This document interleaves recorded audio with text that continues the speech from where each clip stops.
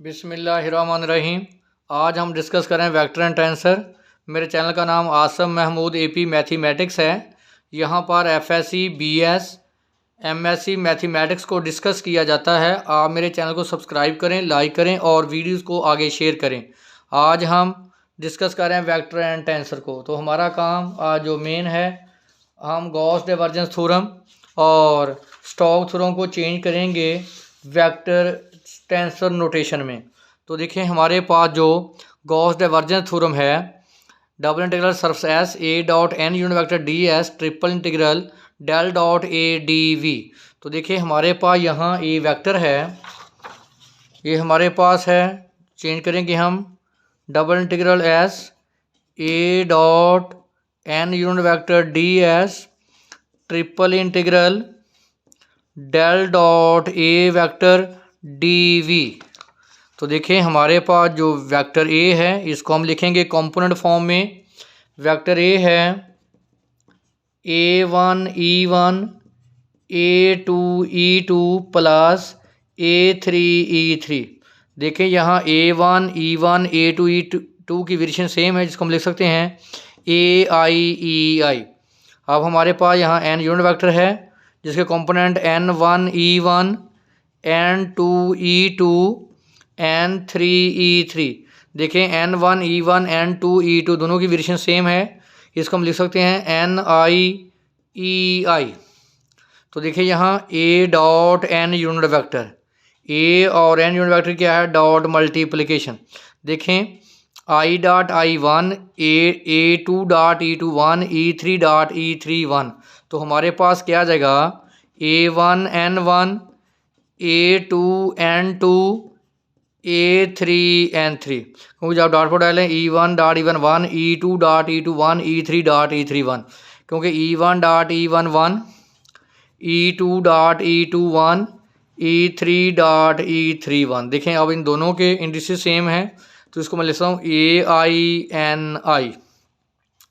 अब हमारे पास डेल है e1 partial over partial x1 e2 partial over partial x2 e3 partial over partial x3 e3। तो ए vector हमारे पास ये गिवन है, तो लें डेल डॉट ए। तो देखें आई डॉट i1 ये ए और डेल की dot product e1 dot e1 1 e2 dot e2 1 e3 dot e3 1।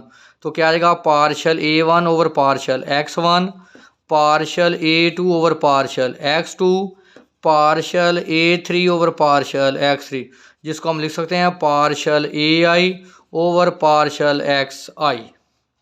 तो डेल डॉट ए की वैल्यू उठा के यहाँ पुट कर दें और ए डॉट एन की वैल्यू उठा के यहाँ पुट कर दें। तो double integral S A dot N unit vector, तो क्या आ गया A I N I D S triple integral del dot A आ गया partial A I over partial X I D V. तो देखें मैंने जो हमारे पास था Gauss divergence theorem in vector form, मैंने उसको चेंज कर दिया टेंसर फॉर्म में। तो देखें ये हमारा जो फर्स्ट है, हमने इसको चेंज कर दिया टेंसर फॉर्म में। नेक्स्ट हमारे पास है स्टोक्स थ्योरम इन टेंसर फॉर्म।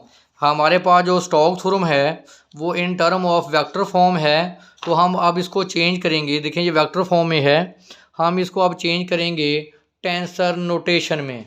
तो देखें इसको टेंसर नोटेशन में कैसे चेंज करते हैं। हमारे पास है Stokes theorem in vector form, close curve C A dot D R surface integral del cross A dot N unit vector D S. तो देखें आपके पास जो वेक्टर ए है उसको आप लिखें कंपोनेंट फॉर्म में। वेक्टर ए है a1 e1 a2 e2 a3 e3। अब देखें a1 e1 दोनों की वेरिएशन सेम, जिसको हम सिंपल लिख सकते हैं ai ei। और dr हमारे पास था dx1 e1 dx2 e2 dx3 e3। तो अब हम क्या करेंगे, a डॉट डी आर, इन दोनों की डॉट प्रोडक्ट अप्लाई करें। e1 dot e1 e1 a1 dx1 E2.E21 A2dx2 A3dx3। यहाँ देखें A1 और dx1 A2 dx दोनों की वेरिएशन सेम है, तो हम लिख सकते हैं AI dxi। तो यहाँ देखें हमारे पास ये कंप्लीट हो गया A.dr इन टेंसर नोटेशन।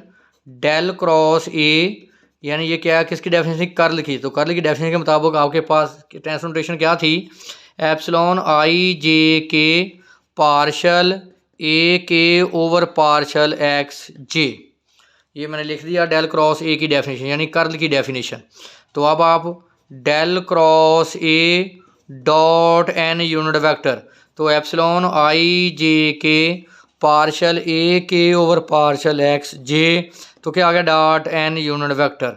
तो ये वैल्यू उठा के अब यहाँ पुट कर दें, close interval C A dot D R क्या आ गया ए आई डी एक्स आई।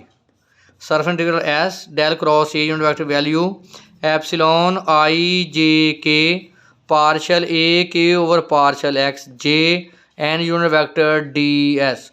तो देखें हमने अब स्टोक्स थ्योरम को जो हमारे पास वेक्टर फॉर्म में था उसको हमने चेंज कर दिया टेंसर फॉर्म में।